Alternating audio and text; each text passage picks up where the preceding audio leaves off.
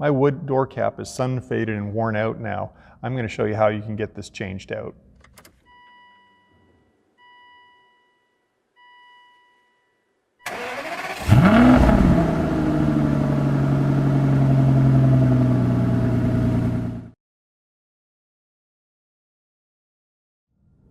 In this episode of Aston1936.com, I'm going to show you how to remove this door cap. So in my car, which is a 2005 DB9, this used to be a lot darker colored, more mahogany colored, used to look a lot more rich. And as part of another series where I was talking about it, this has basically been sun bleached out and I want to get it refinished. So to send it off to the refinisher though, I have to obviously get it removed from the car. So to actually remove the door cap, the first thing you need to do is watch my video on how to remove the door card. We've got the door card removed. So here's my, wood door cap that's all starting to fade out. It used to be like a really rich, more red mahogany color. Now it's kind of bleached out in all this California sunlight. So I want to remove this from the door card so I can send it off to a specialist to have it refinished. So I'm going to lay it out here on the bench, and it's really not going to be hard at all. There are 9 screws, 1, 2, 3, 4, 5, 6, 7, 8, 9, and I lied, 10. 10 screws that are all, they look like Phillips. If you looked really close, these are posi drive screws that have like a little extra, if you had a posi drive screwdriver, there's like 4 extra slots they can kind of grip into. I've had no trouble just getting them to loosen up with a regular Phillips number 2 screwdriver that's got a tip in good condition. But what I'm going to suggest is that as we do this, I'm going to crack them loose. And I'm going to put a lot of pressure down on the screwdriver. And so I'm kind of holding up, I'm underneath with my hand. I'm pushing in really hard with the screwdriver tip because I don't want it to slip. And once it turns, we're going to be good. Yeah, so there we go. Crack that one loose. Let's do number 2.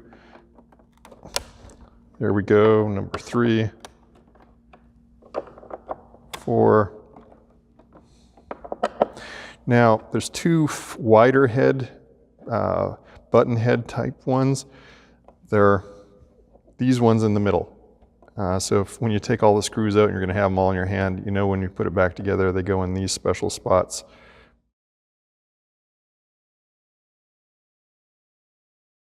All right, so they all started to turn, which is great.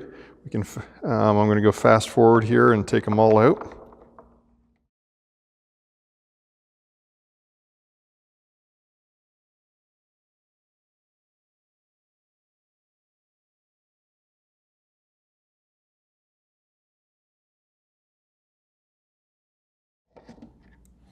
All right, so there's all 10 screws removed. And it should just separate now with no drama. As long as I've got them all out, no hurt.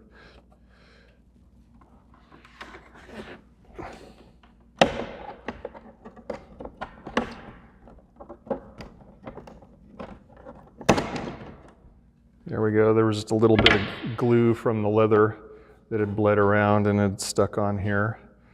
So there's, the inside of the door panel, ready to receive the next door cap. There's just all the holes, and then obviously what we were really after was our door cap. So pretty simple assembly. Somehow they've managed to get that wood veneer. I don't know how the guy that's going to redo this bends this around and gets it all flush trimmed all the way around the whole inside. That's a pretty good size thickness of veneer too. That's probably a 1/16 of an inch. That's not like a fractional veneer. So now with the magic of the internet, I'm going to send these off to somebody else to do the refinishing, and we'll pick it up from there and putting them back on. Ta-da! Well, the wood's back from the refinisher and it looks fabulous. Up here you're going to find a link to a full video on the whole wood refinishing process. But Here's what it looks like. You can see the grain has a nice flop to it in the light. So this is mahogany, and it just looks terrific. They got the ends folded over beautifully on both ends. This looks as good or better than the factory finish. The wood that they used has long grains that go down. They kind of picked a veneer that had the long bits up here, and then they've got some, you know, interesting stuff up here. So the guys did a fabulous job. I'll give a shout out to them in the comment section below. So getting it fitted up isn't all that difficult. I'm just gonna loosely mate it up here, and then let's get it flipped over. And then you can maybe come in for a closer view. So there are the 10 screws that we have to refit, and all we're gonna be using is the Phillips screwdriver. And what I noticed initially is that the first hole, one closest to the speaker grill, lines up really well. You can see, or maybe not, but the thread's right in the center. But as for my car, at least, as I progressively look down along the edge here, the holes are kind of slightly offset towards the end of the door until I get all the way down here to the end where you can barely even see any part of the hole. And that was freaking me out originally, but what I found is that we just have to start progressively. There's a little bit of curve in the part once it's disconnected. So I'm going to loosely start at this end and get the first screw installed.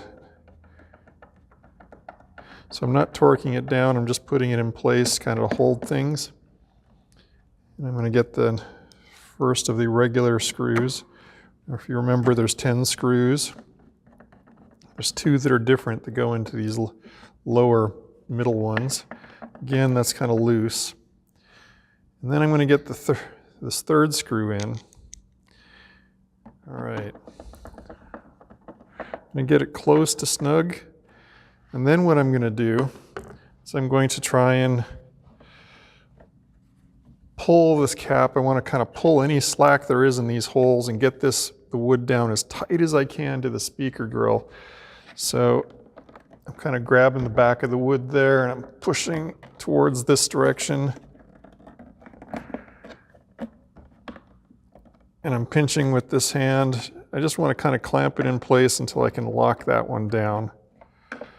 And then I'm going to lock this one down and then the lower. So now I've got 3 snugged up anchoring this end. And then the trick I found was, even though they're not going to line up perfectly, they're going to line up like they did at the factory.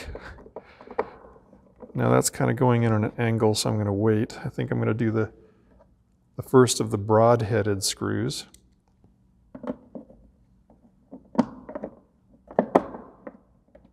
And I'm using my screwdriver, and they're starting to lean on the shoulder of the hole on that side, but if I just do it up that way, keep it straight, it fits. Then I'm going to put this one in and I'm going to stand it up straight. And there you go, it's going in straight now. So I think it's basically encouraging the plastic mounting points underneath to kind of, flex over each time. So I'm just working my way down the door. Same thing, I'm kind of pushing in and straightening up the screwdriver. And it goes in nice and easy. And it's plastic, you're not going to go gonzo. Do not use a power tool to install these screws, you'd be crazy. Again, stand it up straight.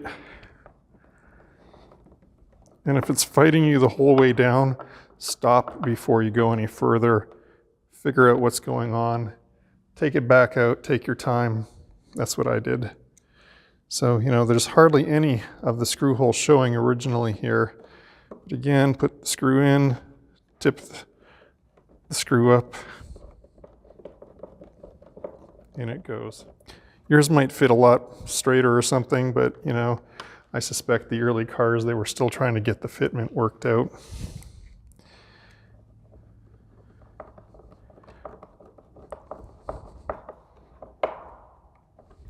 And 1 to go. Now that we've done it that sort of progressively, there's maybe 3/4 of the hole showing for the lower mount, so that's enough just to put it in here. Again, stand it up, and it lines up fine. Okay, snug. Just go over them one last time to make sure that they're snug.